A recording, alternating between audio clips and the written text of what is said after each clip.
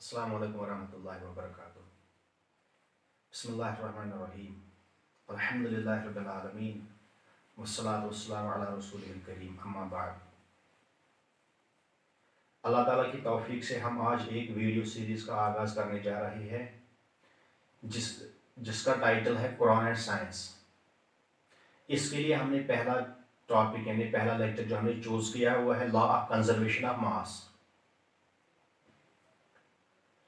इस लेक्चर के हम दो हिस्से बनाएंगे। पहले हिस्से में हम law of conservation of mass की साइंटिफिक हिस्ट्री डिस्कस करेंगे और दूसरे हिस्से में हम देखेंगे कहां पर कुरान और हदीस हमें इस लॉ की रहनुमाई करता है। अगर हम स्टार्ट करेंगे हम जाएंगे 6th सेंचुरी BC यानी बिफोर जीसस क्राइस्ट। जो जैनिज्म था, जैनिज्म का जो 24th स्पिरिचुअल सक्सेसर था या हम कहेंगे टीचर, स्पिरिचुअल टीचर जो इनका था, महावीरा की टीचिंग्स में अगर हम देखेंगे, महावीरा की टीचिंग्स में भी मिलता है, उसने कहा जो यूनिवर्स है, यूनिवर्स के कॉन्स्टिट्यूएंट्स को ना हम डिस्ट्रॉय कर सकते हैं ना क्रिएट कर सकते हैं। अगर हम आएंगे AD 13th सेंचुरी AD में पर्शियन स्कॉलर, फिलोसोफर जो बायोलॉजिस्ट भी थे, जो केमिस्ट भी थे, जो फिजिस्ट भी थे और मैथमेटिशियन भी थे, जो हम पढ़ते हैं ना आज एक ट्रिग्नोमेट्री का क्रिएटर ये पर्शियन स्कॉलर है। इसका नाम है नसीरुद्दीन तूसी। ये इस नाम से मशहूर है लेकिन इसका असली नाम है मोहम्मद बिन हसन तूसी। इसकी बहुत बड़ी कंट्रीब्यूशन है साइंस और मैथमेटिक्स में। सबसे पहले मैंने जो बताया आपको, ये क्रिएटर ट्रिग्नोमेट्री का क्रिएटर यही है और कोऑर्डिनेटर्स बहुत सारी कंट्रीब्यूशन है इसकी मैथमेटिक्स में भी और साइंस में भी, साइंस के हर किसी फील्ड में, एस्ट्रोनॉमी में भी। और जो आज आप ये कॉपरनिकस का सुनते हो, कॉपरनिकस ने ये हेलियोसेंट्रिक थ्योरी दी, वो इसी की टीचिंग से इन्फ्लुएंस्ड हुए थे। और ये खुद जो है ना नसीरुद्दीन तूसी खुद जाफरी जूरिस्प्रूडेंस के स्कूल ऑफ थॉट से उसके फॉलोवर है और उसके जो ये है बानी है इमाम जाफर सादिक अलैहिस्सलाम। उसने लगभग 10 या 11 साल की उम्र में हेलियोसेंट्रिक थ्योरी को डिफाइन किया था। इसने नसीरुद्दीन तूसी, इसका जो केमिस्ट्री का कंट्रीब्यूशन है उसमें सबसे ज्यादा यही है, इसने law of conservation of mass इसने भी ये कहा था। अगर हम आएंगे 1756 में भी एक रशियन फिजिस्ट थे, रशियन साइंटिस्ट जिसका नाम था मिखाइल लोमोनोसोव। उसने भी डेमोन्स्ट्रेट इस लॉ को किया था। अल्टीमेटली इसे रिडिस्कवर किया फ्रेंच केमिस्ट एंटोनी लैवोइजर ने 1773 में। उसने क्या किया, उसने कॉपर सल्फेट और सोडियम कार्बोनेट के बीच में रिएक्शन कराई। वहां से जो प्रोडक्ट्स बने वो है copper carbonate and sodium sulphate. Reactants का जो मास था और जो प्रोडक्ट्स का मास था दोनों सेम था, दोनों सेम निकला। यानी जो रिएक्टेंट्स को मिलने से पहले ये मास था, जब रिएक्शन कराई, रिएक्शन करने के बाद जो प्रोडक्ट्स आए, प्रोडक्ट्स का मास और रिएक्टेंट्स का मास सेम आया। इससे इसने कंक्लूजन निकाला, इसने कहा जो मास है, मास को ना हम क्रिएट कर सकते हैं ना तबाह कर सकते हैं। यानी matter can neither be created not destroyed in a chemical reaction and in a physical change. ना केमिकल चेंज में मैटर डिस्ट्रॉय होता है और ना बन सकता है ना फिजिकल चेंज में। इसकी और एक एग्जांपल है केमिकली। अगर हम मीथेन का एक मॉलिक्यूल लेंगे CH4 का और इसे बर्न कराएंगे 2 हाइड्रोजन मॉलिक्यूल्स के साथ CH4 + 2SO2, वहां से जो प्रोडक्ट्स आते हैं, इन रिएक्टेंट्स से जो प्रोडक्ट्स आते हैं वो आता है 2 times water molecules 2H2O + CO2। जितने एटम्स आपको प्रोडक्ट्स में बनते हैं वो उनका जो मास आता है वो रिएक्टेंट्स के मास के बराबर आता है।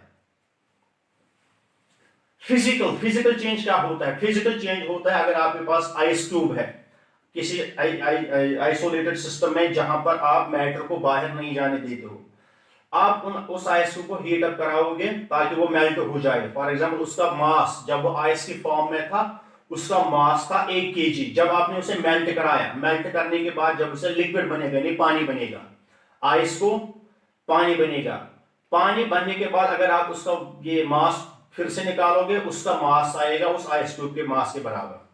हम कहेंगे फिजिकल चेंज या केमिकल चेंज में मास ना क्रिएट होता है ना डिस्ट्रॉय होता है।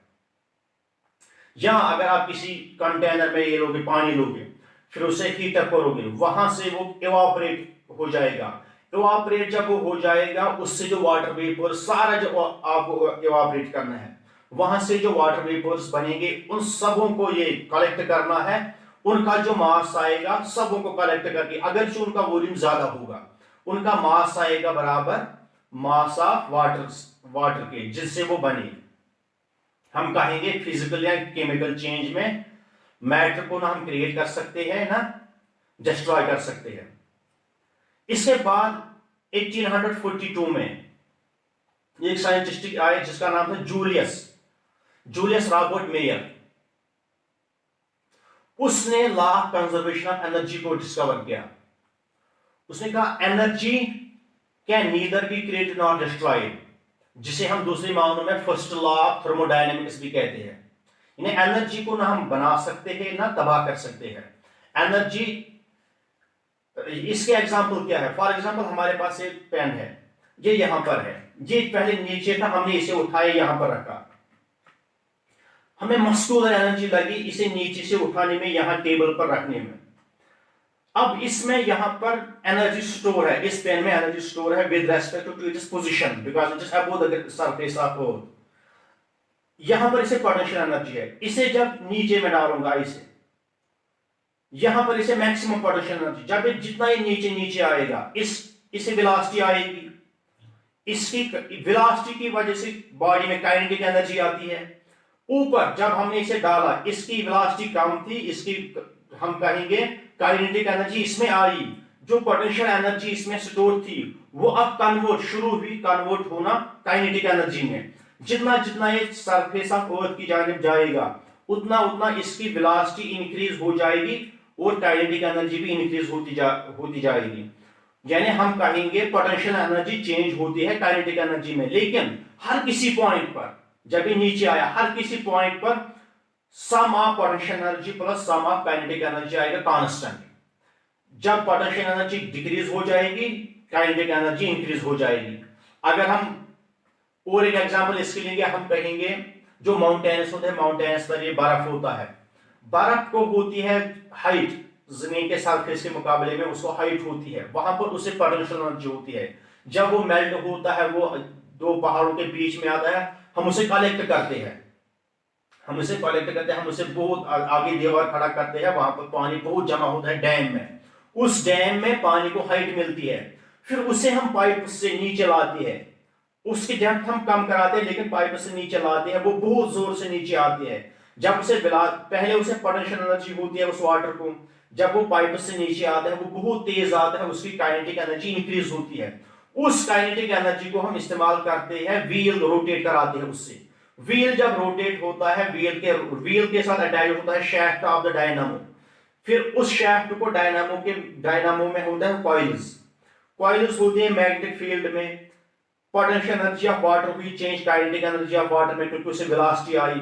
उसने व्हील को घुमाया, व्हील के घूमने से कॉइल घूमी, कॉइल में जनरेट हुआ करंट, इलेक्ट्रिक करंट वहां जनरेट हुआ। हम कहेंगे इलेक्ट्रिकल एनर्जी वहां पर प्रोड्यूस हुई। लेकिन ये कैसे? ये एनर्जी को हमने यहां पर क्रिएट नहीं किया, बल्कि हमने पोटेंशियल एनर्जी ऑफ वाटर को ये पहले कन्वर्ट किया काइनेटिक एनर्जी ऑफ वाटर, फिर उस काइनेटिक एनर्जी ऑफ वाटर के हेल्प से आगे हमें इलेक्ट्रिकल एनर्जी जनरेट हुई, जो फिर हम डोमेस्टिक या इंडस्ट्रियल यूज के लिए इस्तेमाल करते हैं। ये था law of conservation of energy. इसके बाद 1905 में ग्राउंड ब्रेकिंग थ्योरी आई अल्बर्ट आइंस्टाइन की। उसने क्या किया? उसने एक पेपर पब्लिश किया, जर्मन साइंटिफिक जर्नल था, उसमें उसने उसकी जो ये थ्योरी थी उसमें 4 पेपर्स थे।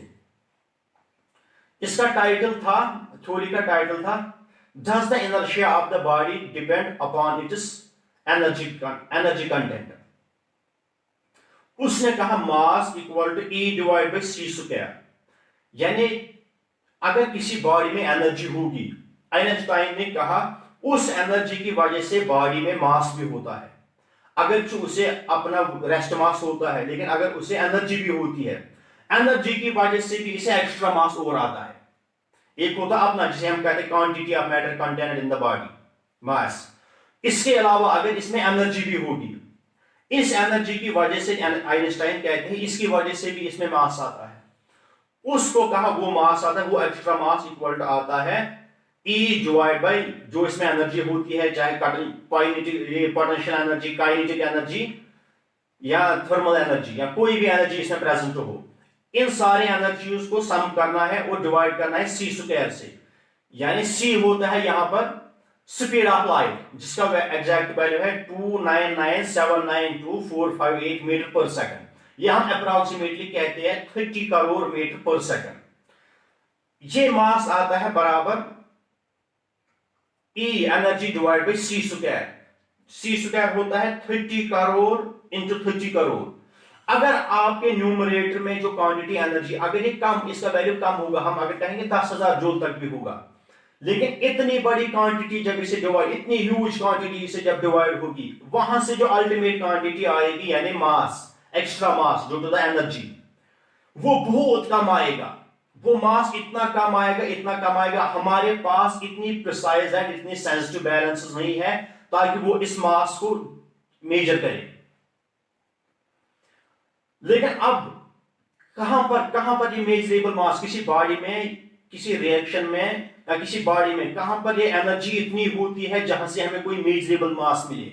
ये आता है न्यूक्लियर रिएक्शंस में। केमिकल रिएक्शंस में हमें इतना कम मास, इतना कम एनर्जी, इतनी कम एनर्जी निकलती है, उसको, उस एनर्जी को जब डिवाइड करेंगे सी स्क्वायर से, वहां से इतनी छोटी क्वांटिटी बनती है, वो आप हम कहेंगे इनसिग्निफिकेंट मास आता है। लेकिन होता वहां पर भी है, एनर्जी की वजह से मास वहां पर भी होता है, केमिकल रिएक्शंस में भी और फिजिकल चेंजेस में भी एनर्जी की वजह से मास होता है। नेगलेक्ट जीरो हम नहीं कर सकते, लेकिन इतना कम हम कहेंगे, इतना इनसिग्निफिकेंट होता है। हमारे पास जो बैलेंसेस होते हैं वो इतने सेंसिटिव और इतने प्रिसाइज नहीं है ताकि वो इस एनर्जी की वजह से जो मास इसमें कंट्रीब्यूट होता है वो इसे डिटेक्ट नहीं कर पाते या मेजर नहीं कर पाते हैं।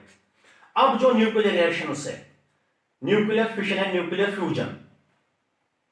न्यूक्लियर फिशन में क्या होता है, एक हेवी न्यूक्लियस हमारे पास होता है, फॉर एग्जांपल यूरेनियम 235 होता है। यूरेनियम 235 को हम बमबार्ड करेंगे एक न्यूट्रॉन से, वो बनता है, वो इसे एब्जॉर्ब करता है, वहां पर बनता है यूरेनियम 236। यूरेनियम 236 बहुत अनस्टेबल होता है, वहां पर उसके न्यूक्लियस को डम्बल बनता है, न्यूक्लियस थोड़ा ऐसे सेपरेट होता है। हमने पढ़ा है nuclear forces, strong nuclear force वो शॉर्ट रेंज फोर्सेस होते हैं। जब इनमें डिस्टेंस इंक्रीज होती है, उनमें न्यूक्लियर रिपल्शन फिर स्टार्ट होता है।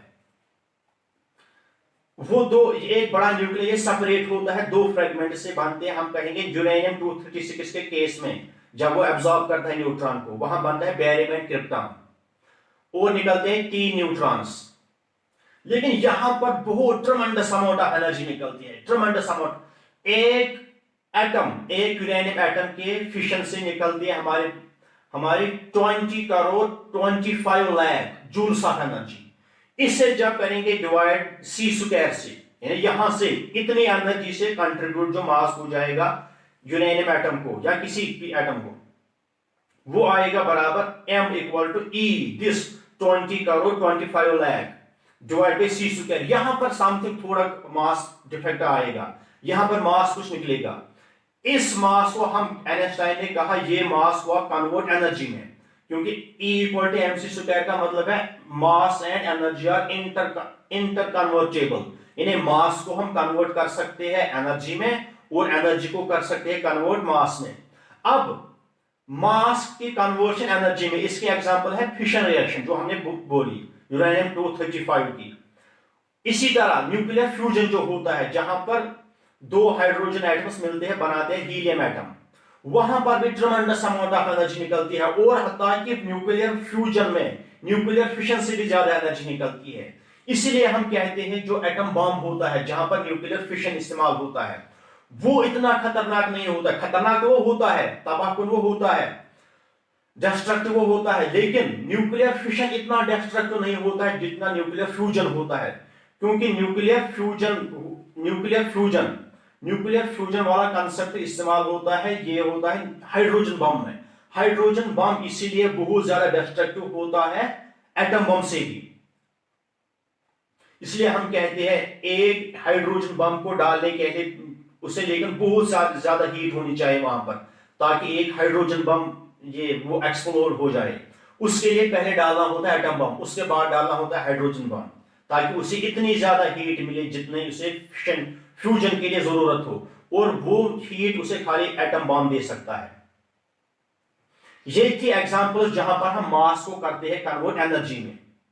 लेकिन एनर्जी को कहां पर करेंगे कन्वर्ट मास में, उसकी एग्जांपल क्या है? असल में 1928 में एक साइंटिस्ट था जिसका नाम था पॉल डायरेक्ट। पॉल डायरेक्ट ने आइंस्टाइन्स रिलेटिविटी को किया कंबाइन क्वांटम मैकेनिक्स के साथ, ताकि एक मॉडल सामने आए जिसे रिलेटिविस्टिक क्वांटम मैकेनिक्स कहा जाए। वहां पर इसने क्या उसने कहा, उसने वहां से प्रिडिक्ट किया, उसने कहा इलेक्ट्रॉन का एक एंटी मैटर पार्टिकल एग्जिस्ट करता है, एंटी पार्टिकल ऑफ इलेक्ट्रॉन, जिसे पॉजिट्रॉन कहा गया। इसने इसकी प्रिडिक्शन की, और 4 साल बाद एक साइंटिस्ट आया जिसने इसे प्रैक्टिकली डिस्कवर किया, प्रैक्टिकली इसे लैब में जनरेट किया। उसने क्या, उस प्रोसेस का नाम रखा गया पियर प्रोडक्शन। साइंटिस्ट का नाम था जूलियस रॉबर्ट, नहीं कार्ल डेविड एंडरसन, जो यूएसए का फिजिसिस्ट था, कार्ल डेविड एंडरसन।